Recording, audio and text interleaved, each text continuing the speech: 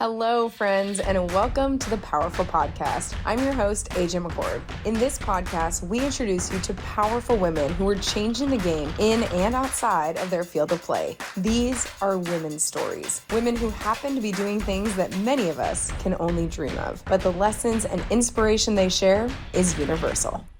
Welcome back to the PowHERful Podcast. We have a very special guest for you. Right now, she is in Italy. She is cheering on her husband, who competes, might I add, in the same sport, but there is not a women's division yet. Erica McKee fighting for women's para ice hockey right here, right now, in Milan Cortina. Thank you so much for being here, Erica. I know the time change is crazy and you've been all over, but we're so stoked to talk to you about the fight that you are fighting and how we can support you. Thank you. Thank you so much for having me. Yeah, so I want to give people a little bit of background first. I mentioned it there that there is currently it is just men's para ice hockey. Obviously, we just saw Team USA, women's and men's team, win the gold in the Olympics. And now the men's para ice hockey is ridiculous. They have not lost a gold medal in a long time. But for women, there's still a fight to get on the ice. So talk me through where that fight is right now, because I know you had a meeting in Milan to talk about its inclusion in 2030. Where we stand right now is we need to have our women's worlds this year so that we can be a contender for the 2030 Paralympics. When you explain the worlds, right, we just had that. And Team USA, no big deal, got the first ever inaugural gold medal, inaugural first place finish for World. No big deal. That's right. So what position do you play in para ice? I play forward. Forward. Okay. So you were one of our goal scorers. Yes. That's awesome. So tell me about the experience at Worlds and how critical that moment was to even have this conversation begin. So to have that Worlds, you kind of have to go back to kind of where we started. And where we started was, we're going to go back to it. It was just me back in the day. And going from, being the only female sled hockey player in the US that was at an elite level to now having 17, 18 of the best female sled hockey players in the US. It's a great opportunity for us to, show what we can do out on the ice. We're really, really excited for this movement that's happening right now, because we have other countries that are, they're making teams, they're getting excited, they're getting funding.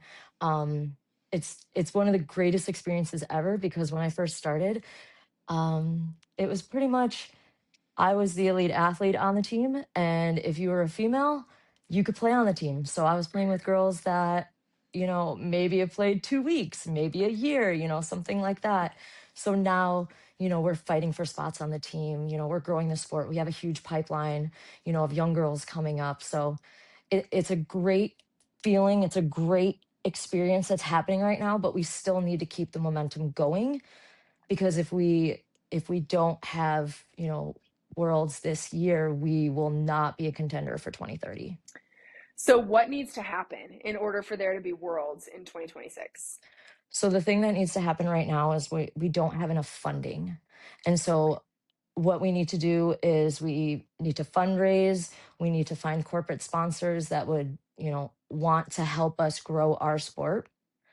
In the US, we have a foundation that we did start, and it is linked on my Instagram page.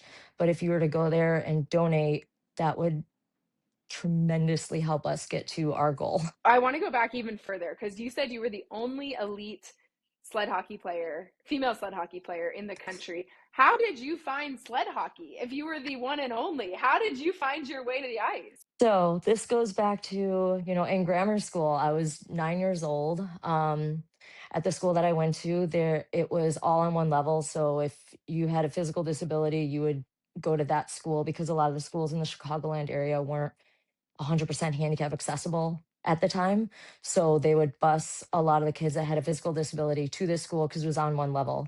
But the cool thing is, they had adaptive sports for us. So they would take us out of school and we would go, I tried wheelchair basketball.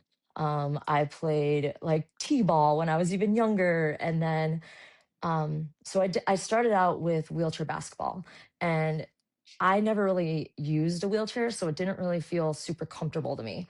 So being in there and like I was always getting fouls. I was, running into people and it wasn't an aggressive enough sport for me, if you want to say. So my coach, he was like, Erica, I have a sport for you. And I was like, what is it? And he was like, sled hockey. And I'm like, I've literally never heard of this sport before. Like, people with a physical disability can play hockey. What? So, they took us out of school and we got to the ice rink and I'm like, oh man, it is freezing in here. And, I got into a sled and one of the players that was on the USA team way back in the day, like he's from Chicago. His name was Sylvester Fliss, and he was one of the best sled hockey players there was at that time. And he was at this practice and, they put us in a sled. I felt like when I got into the sled, it felt like home because I always kind of sat on to like get around, I would sit on a skateboard and kind of like push myself around. So getting into a sled, it was comfortable. It was comfortable to me. And I was able to use my arms and everyone was on the same playing field, if you want to say. And when I got into that sled, they were like, all right, we're gonna race. And I was like, okay.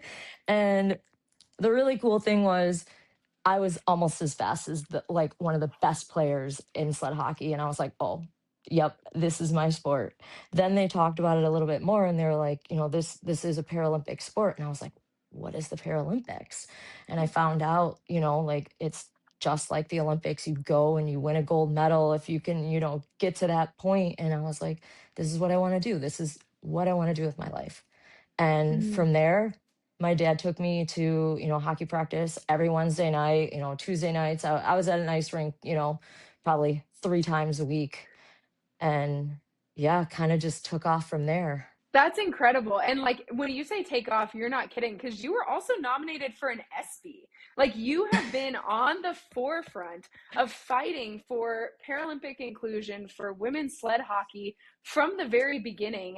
I think it's so incredible to hear you say that you felt at home in a sled. And I can imagine just like growing up and having to deal with even something as seemingly minor as having to bus to something that was separate from the rest of your peers in your neighborhood, it had to feel so affirming to find a place where you so easily belonged. Like you just, Yeah. excuse the pun, slid right in, you know? Yeah, it was definitely something where, I felt like I belonged. I felt like I was a part of a community.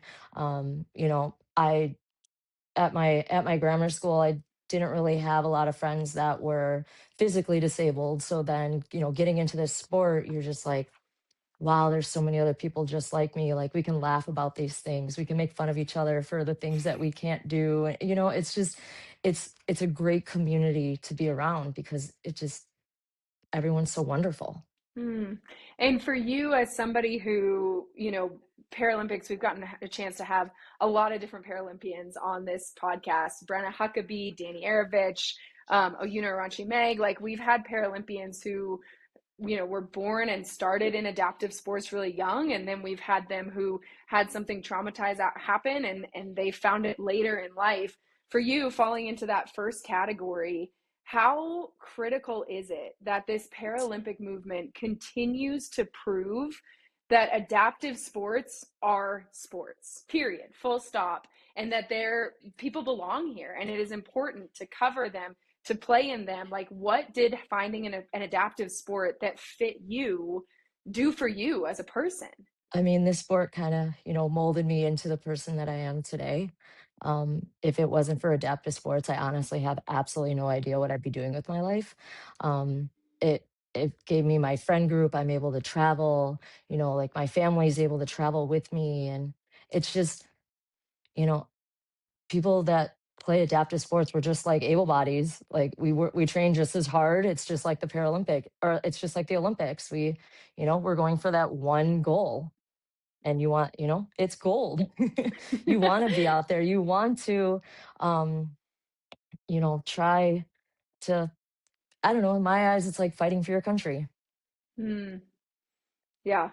It's fighting for your spot in a playing field that you deserve to be in. And I'm so grateful that you are not only in the fight, but that you're sharing it with us so that we can turn around and figure out how to support you. So one more time, tell people where to find you on social media, and then the fundraiser that they can contribute to, so that we can make sure that the 2026 World Female Sled Hockey Championships happen this fall/winter, right? Based on when it was last year. Yes. You can find me on Instagram. I am hockeygirl8709.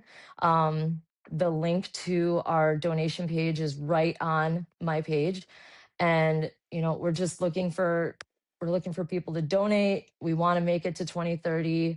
We have the momentum behind us. The girls, we want to do it. All of us women, we're here like, let's go. We just need, there's always a barrier. And right now we need the funding. Yeah. And they're the champs. We need help. By the way. Yeah, like they're the champs. You are funding a championship program who's looking to go back to back this fall. So Yes. Erica, thank you so much for taking the time to tell us a little bit about your story and sled hockey and how we can support you. And of course, we'll be rooting on your husband and the rest of the men as they compete for Team USA and try to keep their crazy dynasty alive, while we also fight for you guys to start your own. So thank you so much for joining us, and enjoy the rest of Italy. We'll talk to you soon. Thank you. Okay, see you soon, Pod Squad.